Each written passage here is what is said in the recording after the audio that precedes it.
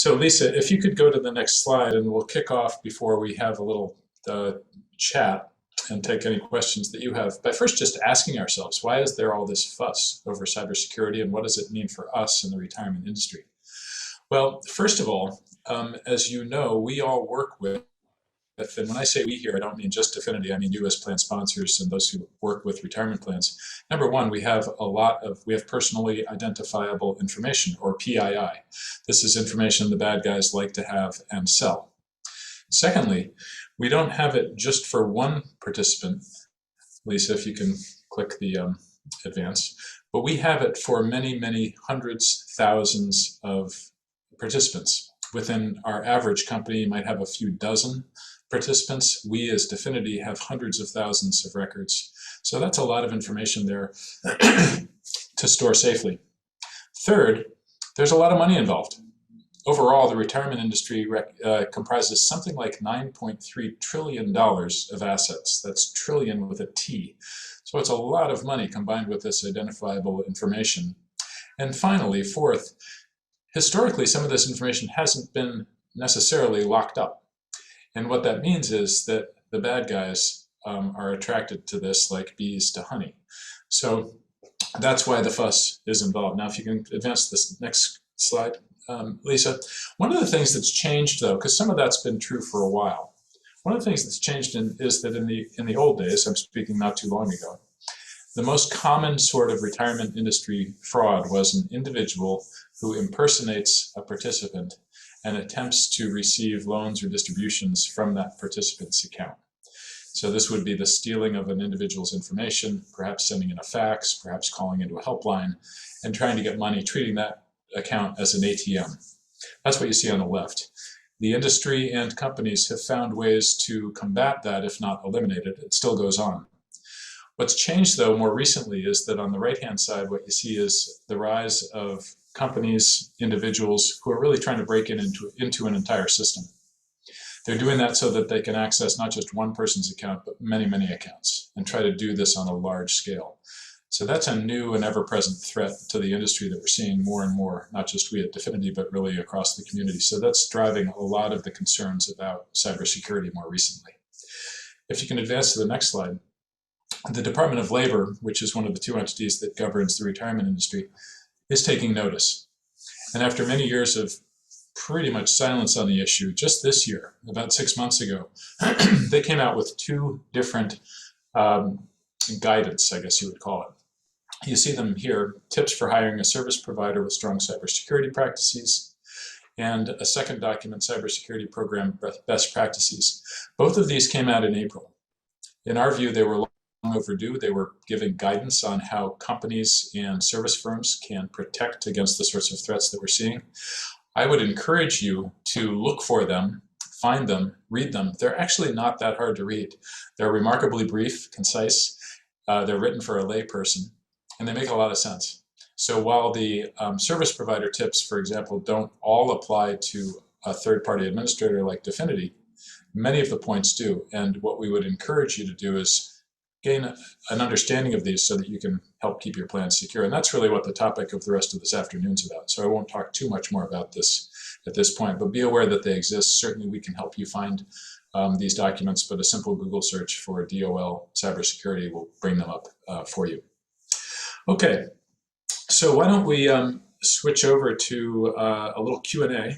And while Terry and I do a Q&A of each other, as Elke said, if you've got questions you'd like to address, just use the chat or Q&A feature below. Terry, I'd like you to start out perhaps by telling us, what is it that Definiti focuses on with regard to information security? What do you think are the areas of focus, and where have we worked hard to tighten things? We've taken a lot of different approaches, a lot of different pieces of this, because security has been a priority for us since the very beginning. For example, we source our applications, our software, from some of the largest financial technology services vendors in the industry. Where possible, we license that on a subscription basis so that it's managed by those vendors. Each of them has very strict security assessments in their software and their cloud environments. And they have third parties who conduct risk assessments. And we also assess the vendor's risk ourselves. We've taken our information assets, we've moved them into a highly secure cloud-based environment. We have engaged a national IT managed services provider to keep our software, our network, our whole technology infrastructure up to date with the latest cybersecurity patches. One of the reasons we chose this particular IT managed service provider is that they have a dedicated security operations center that's tasked with monitoring our systems around the clock. And then the individuals that man that particular center stay abreast of emerging technologies and threats. They actually participate in InfraGuard, which is a partnership between the FBI and the members of the private sector to talk about ongoing cybersecurity threats and vulnerabilities and things like that. In addition, we engage a third-party cybersecurity firm at least annually to attempt to hack into our system, just like a criminal would do. If they find any weaknesses, we work to correct those. And last, but certainly not least, the other thing I'd like to emphasize is that we recognize that in security, for Definiti, and honestly for any company, employees are the weakest link. We conduct mandatory security awareness training for every employee each month of the year. In addition, we do random phishing email tests to each employee every week. If an employee does happen to click on the link in one of these tests, they undergo additional security training. So as you see, we have a big emphasis on that. But Tom, let me ask you a question. Every minute or every dollar that Definiti, or for that matter, any company, spends on security, that's time and money that takes away from what you can spend on growing the company. How does a CEO really make decisions on something like this? Yeah, it's a great question, Terry. As a retirement services company, we have hundreds of professionals, and their focus in their professional life is on actuarial work, on plan administration work, on tax law, on ERISA law. That's the focus of our skill set, really. And so this information security piece is a little bit over to one side. Part of my job as CEO and part of our collective responsibility within the retirement industry space, however, is to recognize that we're responsible for our plan participants' retirement savings. So that's not just the participants who are logged into our systems, but also their dependents. So it's hundreds of thousands, hundreds and hundreds of thousands of people who really rely on us to keep their information and their assets safe for their retirement. So to me, it's not a question of whether to spend or not. It's table stakes to spend to do the sorts of programs that you've implemented. And then the question becomes, how much more should we spend? Where are the areas of weakness? And you talked about a couple of things that we use to try to leverage our dollars. One is to work with major providers who we audit and confirm that they're following best practice security. That makes our job a lot easier if we know that they're doing the work. Number two, working with our employees to make sure that their sensitivities are raised on this. And that's really part of this discussion, frankly, because our employees can't do their job without getting this information and sharing it from their clients. So it's an ongoing question, how much to spend. We spend millions each year on information security. We think we're hitting the right amount.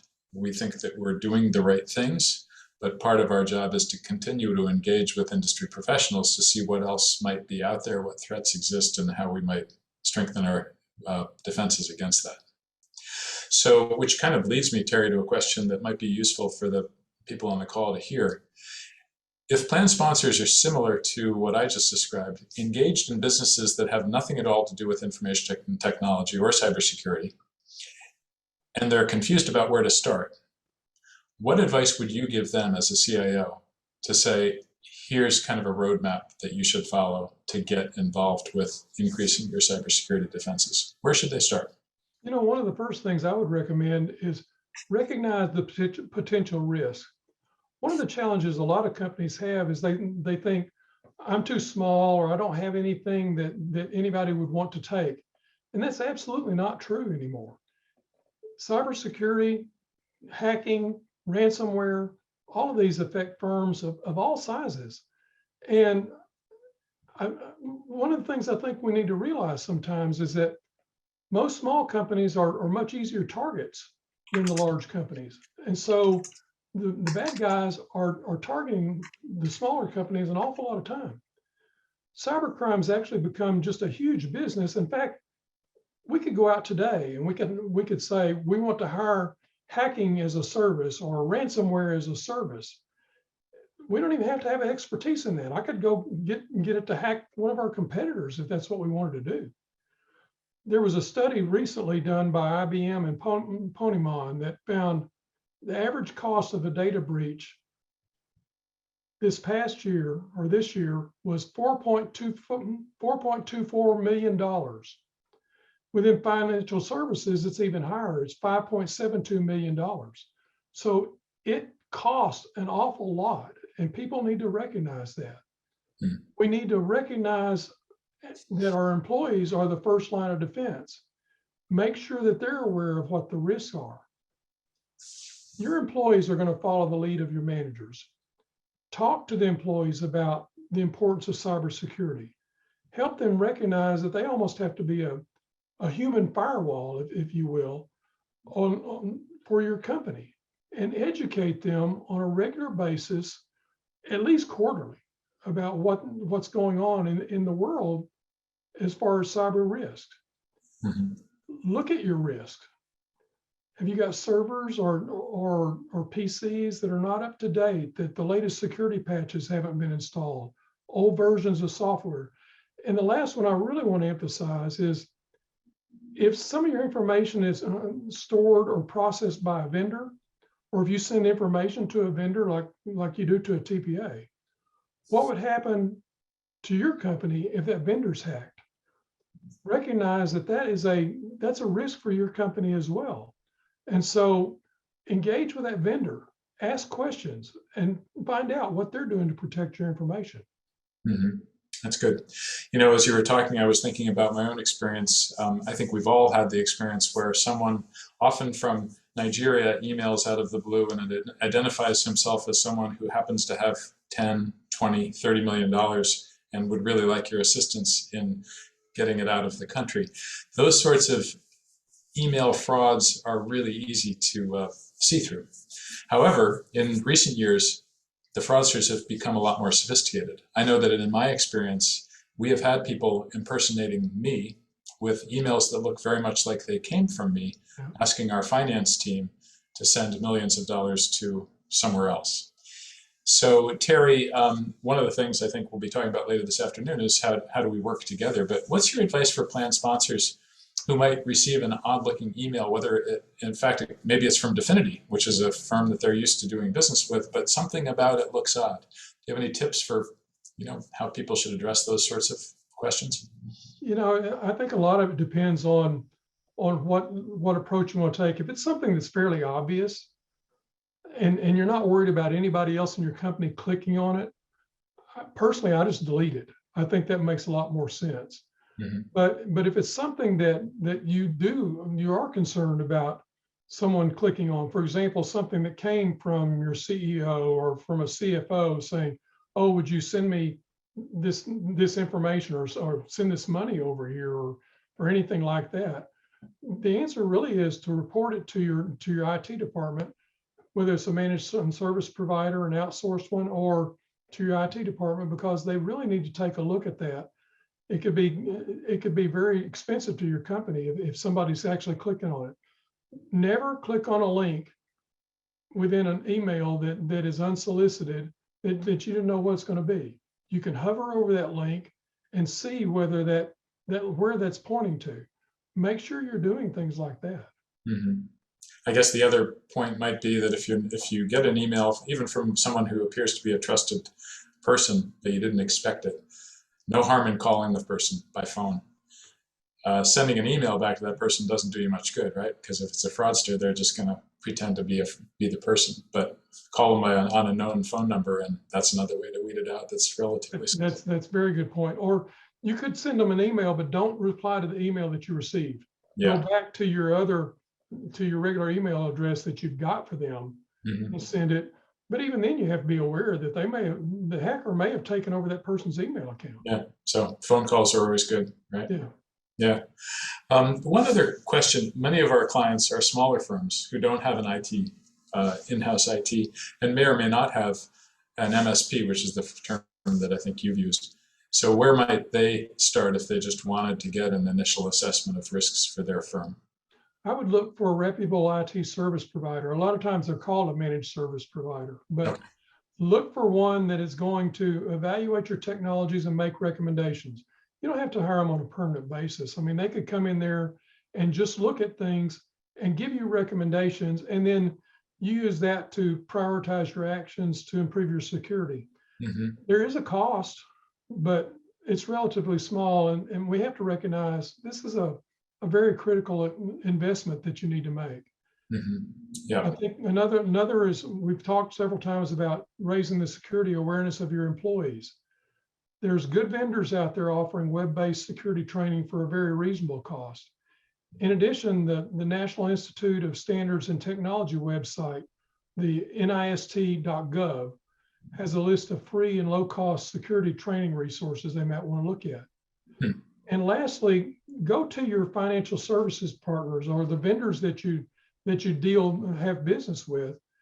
Ask them, if you're talking about financial services advisors or you're talking about financial service partners, ask your TPA, ask your financial advisor for their written response to the DOL guidelines that you mentioned earlier. They should have that readily available to you. Mm-hmm. Yeah. I guess one final point I would make is that just as the fraudsters' tools and the hackers' tools have gotten more sophisticated, so have the industry tools. So it's easier and generally less expensive now and more effective than it would have been a decade ago to kind of raise your defenses against these sorts of things, right? Very true. Yeah. Good. Well, good. Thank you, Terry, for your time. We're on. We're up. We need to follow up by introducing Philip Epling to talk a bit. But I do appreciate everyone's interest. Terry, thank you for your time and expertise.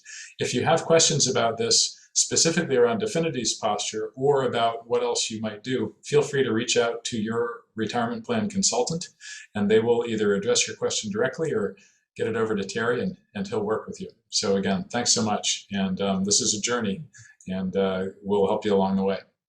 And now, Philip, over to you.